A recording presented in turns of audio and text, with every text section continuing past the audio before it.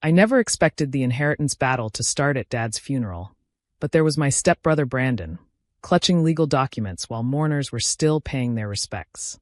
His expensive suit and slicked-back hair couldn't hide the greedy gleam in his eyes as he watched me accept condolences beside our father's casket. I'm Daniel Carter, 34, and until today, I'd managed to maintain a civil relationship with my stepbrother since our parents' marriage 10 years ago. Dad's union with Brandon's mother, Susan, had been unexpected, a whirlwind romance after 20 years of him raising me alone following my mother's death. "We need to talk," Brandon hissed, grabbing my arm as I headed for the funeral home's private room. "About the inheritance." "Now?" I asked incredulously. "During Dad's funeral?" "No time like the present," he smirked, gesturing to a sharp-suited man hovering nearby. "This is Mr. Peters, my attorney. He has some papers you need to see." I glanced at Dad's casket, surrounded by the roses he'd loved so much, then at my stepmother Susan, who was watching us with an unreadable expression. "Fine. The private room. 5 minutes." Brandon's lawyer spread documents across the antique table Dad had loved. "As you can see, Mr. Carter, your father's estate is substantial.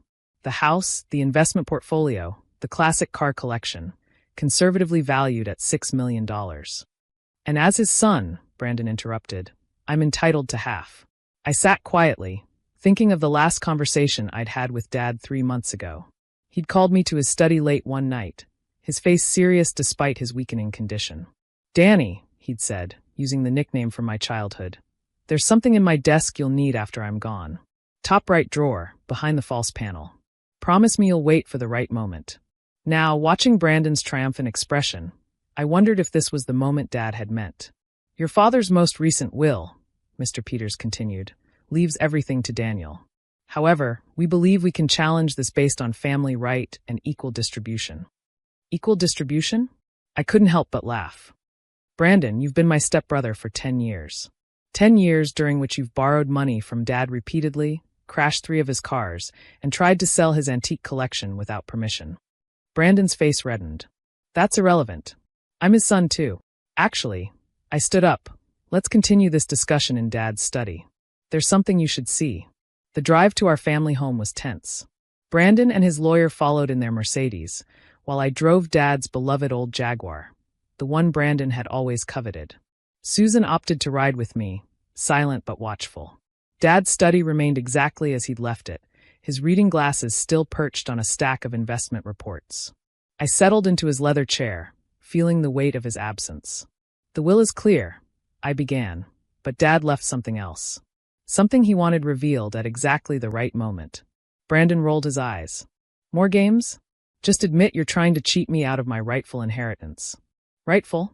Susan spoke for the first time, her voice sharp. "Brandon, maybe we should." "Not now, Mother," he snapped. "Mr. Peters, show him the precedents for inheritance rights of stepchildren." But I was already opening the top right drawer of Dad's desk, my fingers finding the hidden catch he'd shown me years ago. The false panel slid back smoothly, revealing a sealed envelope and a USB drive. "What's that?" Brandon demanded. "Dad's letter," I replied, breaking the seal. "And evidence." Mr. Peters reached for the letter, but I held it away. "I think Susan should read it. After all, it concerns her too." Susan's hands trembled as she took the envelope. Her eyes widened as she began to read aloud. "My dear family, if this letter is being read, then Brandon has done exactly what I predicted. Attempted to claim an inheritance he has no right to, legal or moral. Brandon, you thought I didn't know about your schemes? The embezzlement from your mother's accounts? The fraudulent investment proposals you tried to push on my business partners? The attempts to have me declared incompetent after my cancer diagnosis? I knew everything. I documented everything. And most importantly, I protected everything, not just for Daniel, but for your mother too." Susan's voice broke as she continued reading. "Susan, my love, I'm sorry you're learning about your son's true nature this way. The USB drive contains records of every penny he's stolen from you over the years, every forged check, every manipulated account statement. He thought you wouldn't notice because you trusted him to manage your finances after we married. But I noticed. That's why I changed my will last month, leaving everything to Daniel. Not just because he's my son, but because he's the only one who can be trusted to protect you from Brandon's schemes." Brandon lunged for the USB drive, but I was faster. already plugging it into Dad's computer. The screen filled with financial records, bank statements, and surveillance photos. "No," Brandon whispered as his mother scrolled through evidence of his betrayal. "That's not. Those are fake. They're authenticated," Mr. Peters said quietly, reviewing the documents. "And there appear to be criminal implications." Susan's face had gone pale. "My retirement account, my inheritance from my first husband. Brandon, what have you done?" I pulled out another document from the false panel. "Dad set up a trust, Susan. For you. Protected from Brandon's access. He wanted to ensure you'd be taken care of." Brandon's confidence finally cracked. "Mom, I can explain." "Explain?" Susan's voice rose. "Explain how you stole from me? How you tried to have my husband declared incompetent? How you're standing here at his funeral, demanding more?" Mr. Peters was already packing his briefcase. "Mr. Marshall, given these revelations, I must withdraw as your counsel. And I strongly suggest you seek criminal defense representation." Brandon's face contorted with rage. "This isn't over. I'll fight this." "Actually," I said calmly, "it is over. Because the final document Dad left isn't just a letter. It's a notarized confession you signed 2 years ago when you were drunk, admitting to financial fraud. Remember that night you came here, guilty about stealing from Mom's accounts? Dad got it all on video." The color drained from Brandon's face as I played the video clip from the USB drive. There he was, slumped in that very study, slurring out a confession while Dad calmly asked questions, and a notary witnessed everything. "He knew," Brandon whispered. "All this time he knew." "He knew," I confirmed. "He gave you chances to come clean, to make it right. Instead, you kept stealing, kept scheming. So he made sure there would be consequences." Susan was still reading documents from the USB drive, tears streaming down her face. 20 years of savings, my entire inheritance from my first marriage, gone? "Not gone," I assured her. "Dad recovered most of it. Transferred it to protected accounts in your name. Brandon just didn't know that when he was destroying the account statements to hide his theft." Brandon started for the door, but 2 men in suits stepped into the study. "Brandon Marshall?" one asked, showing a badge. "We're with the Financial Crimes Division. We need you to come with us." "You called the police?" Brandon sputtered. "On the day of the funeral?" "No," I corrected him. "Dad did. In his final week, he arranged everything. The evidence release, the timing, even your arrest. He knew you'd show your true colors at his funeral." As the detectives led Brandon away, Susan collapsed into Dad's old leather chair. "How could I have been so blind? You wanted to believe in your son," I said gently. "Dad understood that. That's why he protected you quietly, gathered evidence quietly. He loved you too much to shatter your illusions until it was necessary." "And now," she asked tearfully, "what happens to me?"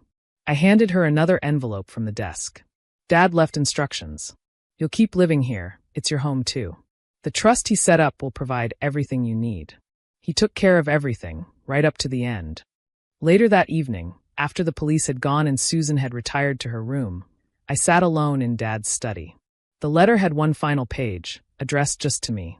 "Danny, I'm sorry for putting this responsibility on your shoulders, but I knew you were the only one strong enough to handle it. Your mother raised you to understand that real family isn't about blood or legal rights. It's about love, trust, and doing what's right. Take care of Susan. She'll need you after the truth about Brandon comes out. The house is yours, but let it be her home for as long as she needs. The business is yours, but use it to do good, like we always talked about. Most importantly, remember that sometimes the hardest moral decisions are the clearest ones. Brandon made his choices. You made yours. I'm proud that you're my son, not just by blood, but by character. Love. Dad." I wiped tears from my eyes, looking around the study that held so many memories. Dad's last lesson had been his most difficult. Sometimes protecting family means exposing painful truths. Over the next few months, everything changed. Brandon took a plea deal, avoiding prison but accepting a lifetime ban from financial services. Susan gradually came to terms with her son's betrayal, finding unexpected comfort in helping me manage Dad's charitable foundation. The $6 million inheritance became a tool for good, funding scholarships and small business loans. Dad would have liked that, turning Brandon's greed into a force for positive change. A year later, I sat in Dad's study with Susan, showing her the foundation's latest projects. "He would be proud," she said softly. "Not just of the foundation, but of how you handled everything. He prepared me well, I replied. Taught me that real inheritance isn't about money. It's about legacy, about choices. And Brandon? She asked, her voice catching slightly. Last I heard, he's working at a small accounting firm in Nevada. Entry level, closely supervised. Maybe finally learning the lessons Dad tried to teach him. Susan nodded, picking up a framed photo of Dad from the desk. He knew, didn't he?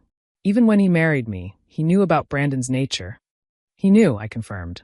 But he loved you enough to try saving both of you. You from Brandon's schemes, and Brandon from himself. And when that failed, he made sure justice would be done. While still protecting you, I added. Everything he did, every plan he made was about protection. Yours, mine, even Brandon's in a way. Protection from consequences that could have been much worse. The sun was setting outside Dad's study window, casting long shadows across the room. In the fading light, I could almost see him there, sitting at his desk, planning, protecting, teaching his final lessons about family, justice, and the true meaning of inheritance. Brandon had demanded half of a $6 million estate, but in his greed, he'd lost something far more valuable. The trust of a man who'd tried to be his father, the love of a mother who'd tried to believe in him, and the legacy of a family that had offered him everything except what he'd tried to steal. And me? I inherited more than money. I inherited Dad's wisdom, his sense of justice, and his understanding that sometimes the hardest choices are the most necessary ones. The study remains exactly as Dad left it, but it's not a shrine. It's a workspace where Susan and I manage the foundation, where we honor Dad's legacy not through preservation, but through action. Through choices that prove, every day, that we learned the lessons he taught us. Brandon's demands for half the inheritance had shattered more than his own confidence. They'd shattered illusions, lies, and the facade of family unity built on secrets. But from those shattered pieces, something stronger emerged. Truth, justice, and a different kind of family bond, forged not through blood or marriage, but through shared values and hard choices. In the end, Dad's hidden letter hadn't just exposed Brandon's schemes. It had revealed the true inheritance he'd left behind. The courage to face truth, the wisdom to protect those we love, and the strength to do what's right, even when it hurts. And that, more than any amount of money, was worth fighting for. Thanks for watching. See you again in the next video. Stay stunned.